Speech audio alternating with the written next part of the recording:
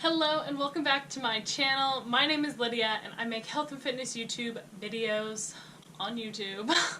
And I'm wearing real clothes today, so it's gonna be a good video.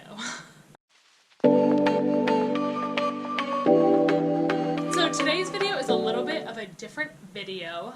This is something I've been thinking about for a really long time and I'm super excited to make this series.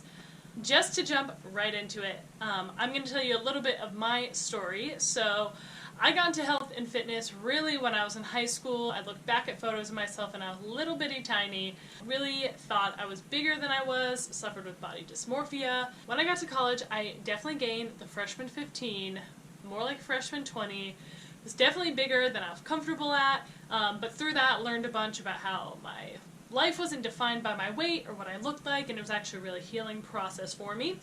But my sophomore year of college, I actually went vegetarian. I kind of got really into the vegan YouTube community and kind of wanted to go for it, but really didn't think I could fully go vegan. But then my sophomore year of college, I actually went to a trip to Boston. One of my best friends had recently gone vegetarian. All of her friends were super into it, super into sustainability of it, and kind of the environmental factors and different things like that. And it really inspired me that I didn't have to go all the way to be vegan, that I could kind of pick the middle ground, which was being vegetarian. What really got me into vegetarianism was the sustainability aspect for the environment. I watched a documentary called Cowspiracy, as long as a lot of other kind of vegan documentaries. Cowspiracy, Game Changers, What the Health. There's a lot on Netflix if you want to check them out. And I kind of just went full force. I was like, okay, I'm doing this vegetarian thing.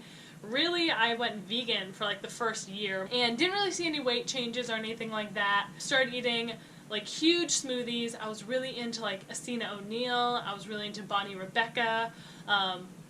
Never subscribed, but watched a lot of Freely stuff. Kind of like fell victim to that kind of like YouTube vegan culture. There was a lot of vegan YouTubers I watched at the time and I was full force, I was all about it. I was probably pretty judgy about people eating meat that first year and was like pretty much vegan that first year of being vegetarian. So as time went on, I studied abroad in Prague. I realized I wasn't getting enough protein because in Europe they didn't really have as many options or supplements, I guess, to have protein, so I started eating eggs, and then the next year I started eating fish, and so as the years have gone on, I've started reintroducing things to my diet. I've reintroduced eggs, I've reintroduced fish, I've reintroduced dairy, and so basically I'm pescatarian now, and the only thing I don't eat is meat.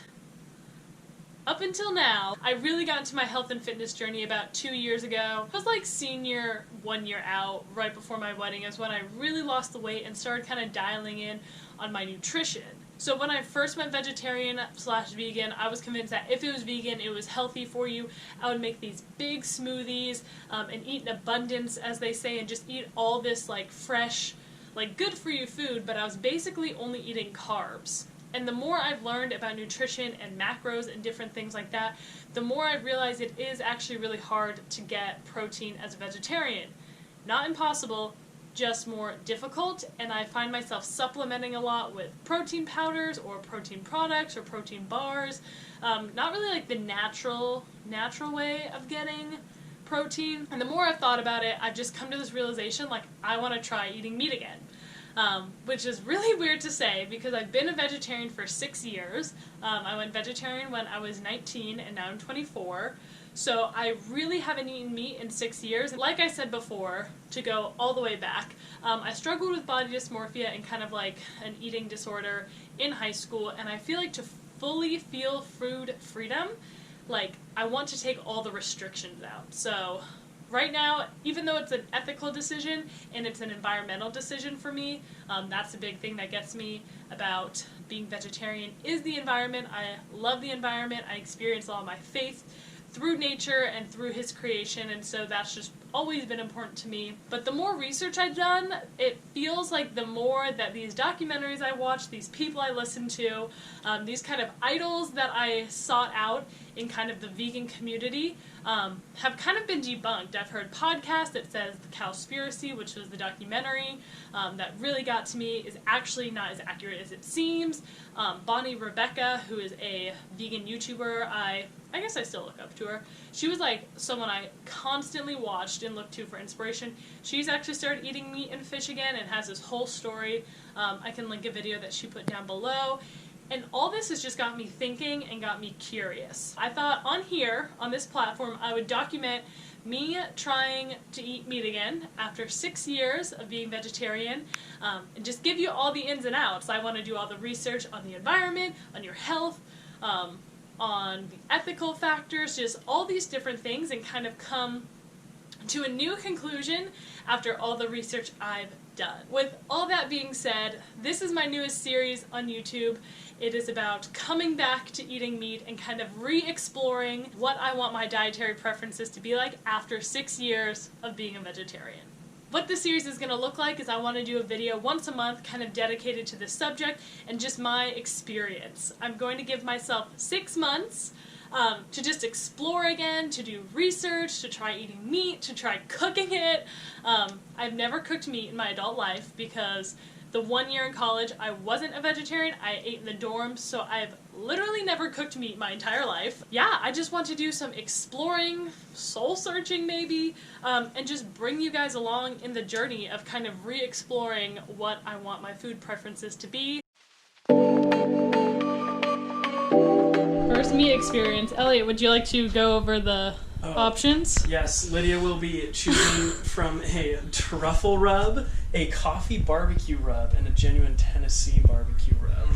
6 years in the making, folks. Wow. We're really just jumping in to the meat head first, but this is a safe space, right? It is. There's no judgment, only support. No judgment, only support. It's also, like, super red. Yeah, those are the not rare pieces, too, because those are at the end.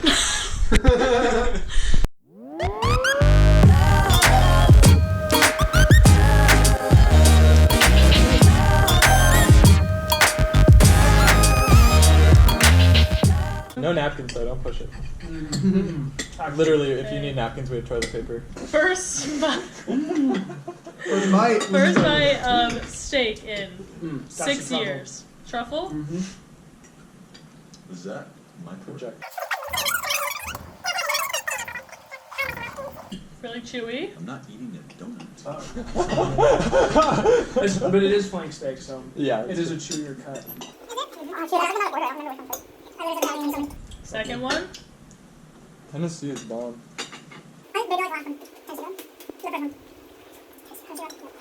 Definitely good, but it's really, really chewy.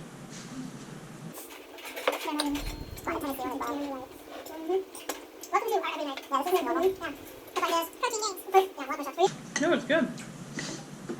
Initial thoughts? It's chewy. That's all I have. Good morning. Just raw and real. Just woke up, just made this sitting in my kitchen. It's not the cleanest, but it is the next morning after going over to my friend's house and eating steak and salmon and all the things. We had some red wine. It was a super fun night. Yeah, and just wanted to check in kind of about the meat stuff. So I really thought I was gonna feel some like adverse effects this morning of like not eating meat for so long and then having it last night. But I legitimately feel fine. My like stomach feels fine. I don't feel like bloated or like I have digestive issues right now. I went to the restroom fine this morning. I'm trying to think of anything else that could be like whatever.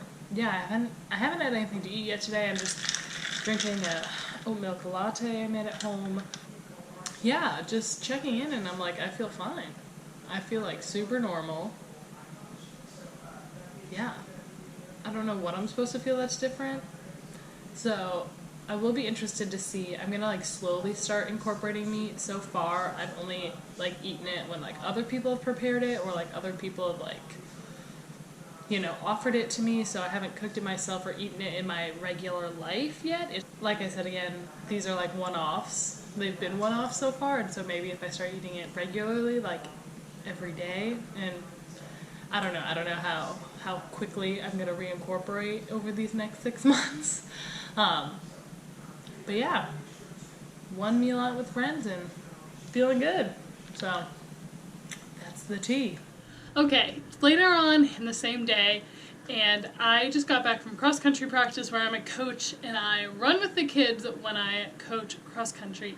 And I will say, I don't know if this is from eating meat last night, but my stomach felt wrecked during the run. Like, I felt so awful. We literally only ran like 2 miles, and it was so freaking hard. I want to acknowledge that like later today, maybe I've digested more. My stomach definitely did not feel good.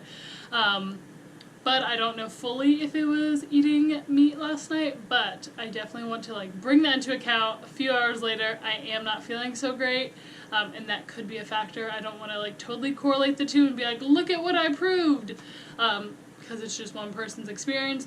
But a little bit later in the day, not feeling so hot. Maybe from the meat, maybe not. Just felt super sluggish during my run and sloshy and just not good at all. And 2 miles felt really, really hard, and 2 miles is supposed to be pretty easy. So that's an update on today. I'll update you if I feel anything else or whatever. I'm not planning on eating any meat today. So yeah, just gonna stick to my normal vegetarian stuff and all that good stuff. That's a little update for you.